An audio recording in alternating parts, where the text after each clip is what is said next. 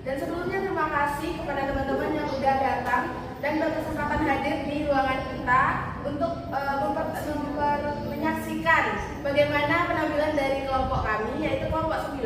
Sebelumnya perkenalkan, saya Puspita Sari dengan NIM 23129227. Saya Wahyu Ningsi dengan NIM 23129272. Dan saya Ramadini Hasyanti dengan NIM 23129228.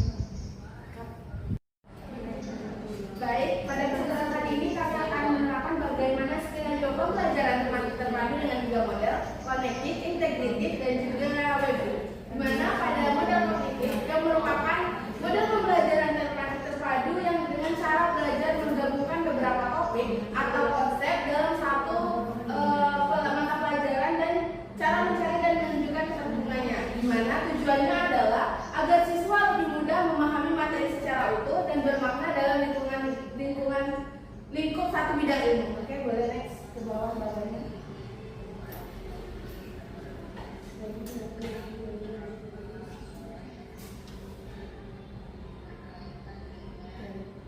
Baik, nah di sini teman-teman bisa lihat di mana tema sentralnya adalah bentuk bisa kita atur, di mana topiknya adalah mengenai bangun datar. Berarti di mana bangun datar ini akan dikaitkan dengan lingkungan sekitar siswa.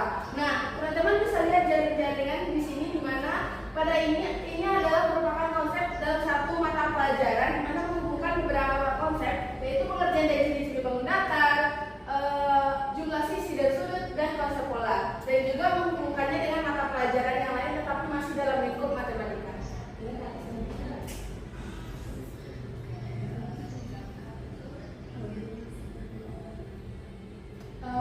Baik, nah pada kesempatan kali ini mana tujuan pembelajarannya adalah yang pertama mengidentifikasi dan mengklasifikasikan berbagai bangun data, baik itu persegi, persegi panjang, segitiga, lingkaran yang ditemukan di lingkungan sekitar siswa. Nah yang kedua, mendeskripsikan ciri-ciri bangun data secara lisan dan tulisan menggunakan kosakata matematika yang tepat dan kalimat deskriptif yang jelas. Yang ketiga, menggunakan pemahaman tentang ciri-ciri bangun data untuk menciptakan sebuah desain atau pola yang bermakna, serta berkolaborasi dalam kelompok untuk mengumpulkan data dan mendiskusikan temuan, serta mempresentasikan hasil dari pengamatan karya desain yang dibuat. Next.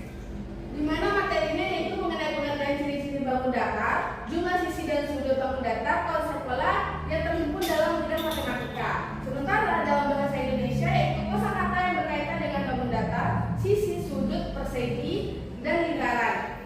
Dan juga kalimat deskriptif serta menyampaikan informasi secara lisan dan tulisan. Yang ketiga adalah pengetahuan lingkungan, di mana itu terdapat observasi benda-benda di lingkungan sekitar dan mengidentifikasi bentuk bangun datar pada benda-benda tersebut.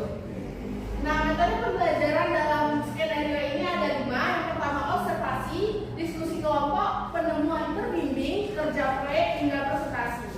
Nah, dalam langkah pembelajarannya terbagi menjadi 3: pendahuluan, kegiatan inti, dan penutup. Di mana pendahuluan terdiri atas 15 menit, terdiri dari stimulasi. Nah, pada saat stimulasi ini, guru memulai dengan meminta siswa melihat sekeliling kelas atau mengingat-ingat benda di rumah.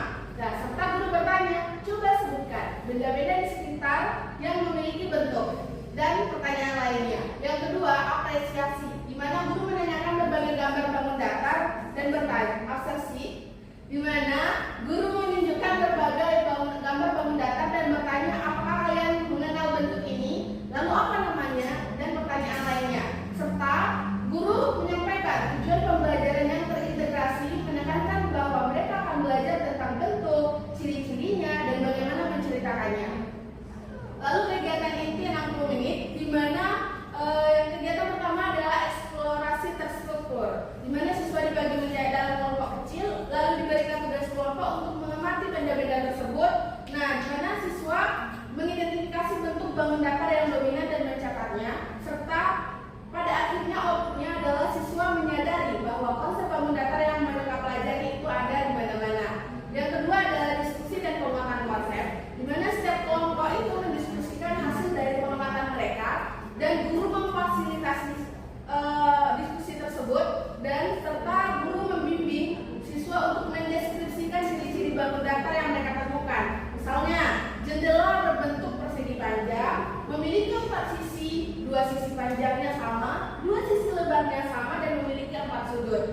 serta outputnya adalah siswa menggunakan kosakata matematika untuk memperjelas deskripsi verbal mereka.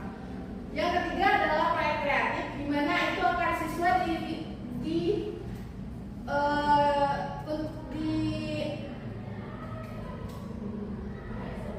di mana siswa diminta untuk membuat desain bangun dataku. Setiap kelompok mendapatkan tugas untuk menciptakan sebuah desain atau pola yang menarik menggunakan minimal 3 jenis bangun datar yang telah mereka pelajari. Lalu menjelaskan makna atau ide di balik desain mereka, serta menerapkan pemahaman tentang ciri-ciri bangun datar untuk menyusun komposisi visual yang bermakna. Yang keempat, presentasi dan refleksi, di mana setiap kelompok mempresentasikan hasil desain mereka, lalu menunjukkan desainnya, menjelaskan bangun datar, mendeskripsikan ciri-cirinya, serta menjelaskan makna atau ide di balik desain. Dan siswa lain juga memberikan umpan balik ataupun pertanyaan, serta guru juga memberikan refleksi singkat tentang apa yang telah mereka pelajari. Dan di saat ini siswa melatih kemampuan komunikasi lisan, menggunakan bahasa matematika yang tepat, dan bekerja sama dengan tim.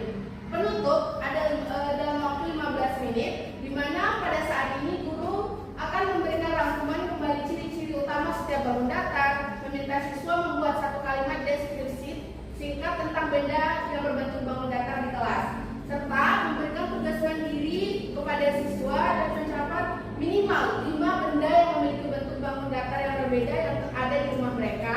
Dan refleksi akhir, guru bertanya kepada siswa apakah hal menarik yang telah mereka pelajari dari hari ini, serta doa dan salam penutup. Yang mana pada pembelajaran ini penilaiannya terdiri dari 4. Yang pertama sikap, di mana ini dinilai dari kerjasama dan keaktifan siswa. Nah, ini bisa dilihat pada observasi selama diskusi kelompok dan presentasi. Yang kedua, pengetahuan, di mana ketepatan mengidentifikasi dan mengklasifikasikan bangun datar dalam lembar kerja eksplorasi, serta mendeskripsikan ciri-ciri bangun datar secara lisan maupun tulisan akan menjadi penilaian dalam pengetahuan ini. Serta yang ketiga, keterampilan, di mana itu akan mencakup lingkup matematika dan kreativitas, yang mana penilaiannya adalah kualitas dan kreativitas desain bangun datar, kemampuan menjelaskan penggunaan bangun datar dalam desain, serta keterampilan bahasa Indonesia dan komunikasi, kejelasan dan efektivitas presentasi kelompok, dan penggunaan kosakata matematika dalam bahasa deskripsi tepat akan menjadi penilaian dalam keterampilan. Nah, media dan sumber belajar pada pembelajaran ini adalah gambar atau kartu bangun datar, baik itu persegi panjang, segitiga maupun lingkaran, benda-benda nyata yang di kelas atau di rumah dalam bentuk bangun datar, buku cerita atau bacaan pendek yang memuat tema bangun datar, papan tulis dan alat tulis, kertas, gambar, dan pensil warna. Nah, contoh kalimat deskriptif yang akan diberikan oleh siswa seperti: persegi adalah bangun datar yang mempunyai 4 sisi sama panjang. Yang kedua, lingkaran bentuknya bulat seperti jam dinding. Segitiga memiliki 3 sisi dan 3 sudut. Persegi panjang bentuknya seperti buku tulis dengan sisi panjang dan sisi pendek. Selanjutnya yaitu model webbing yang akan dijelaskan oleh Cici kepada Cici, dipersilakan. Oke, baik teman-teman, di sini saya akan menjelaskan model webbing. Model pembelajaran terpadu SARA atau model webbing ini merupakan salah satu pendekatan yang menghubungkan berbagai mata pelajaran melalui tema sentral yang memiliki jaring atau web. Tema sentral ini mengintegrasikan konsep-konsep dari berbagai disiplin ilmu sehingga siswa dapat melihat hubungan antara berbagai konsep yang mereka pelajari. Teman-teman dapat melihat di sini adalah diagram model webbing dengan temanya bangun datar dan pengukuran di sekitar kita. Mata pelajaran yang terintegrasi ada 4: matematika, bahasa Indonesia, IPA, dan SPDP. Di mana di matematika kami menjelaskan jenis-jenis dan sifat-sifat bangun datar, penerapan dalam kehidupan sehari-hari, membuat bangun datar menggunakan presisi dan positif. Di dalam mata pelajaran bahasa Indonesia kami menulis tes deskriptif tentang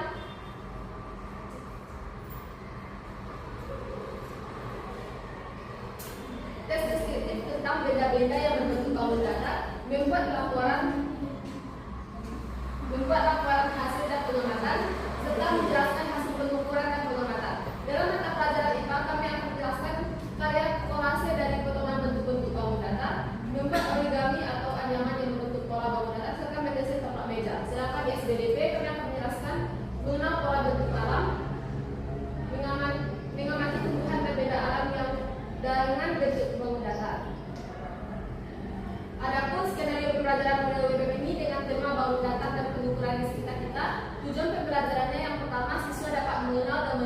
jenis-jenis bangun data. Yang kedua, siswa dapat mengukur panjang sisi bangun data menggunakan penggaris. Yang ketiga, siswa dapat mengaplikasikan konsep bangun data dan pengukuran dalam kehidupan sehari-hari. Serta yang terakhir, siswa dapat mendeskripsikan hasil pengamatan secara lisan dan tulisan.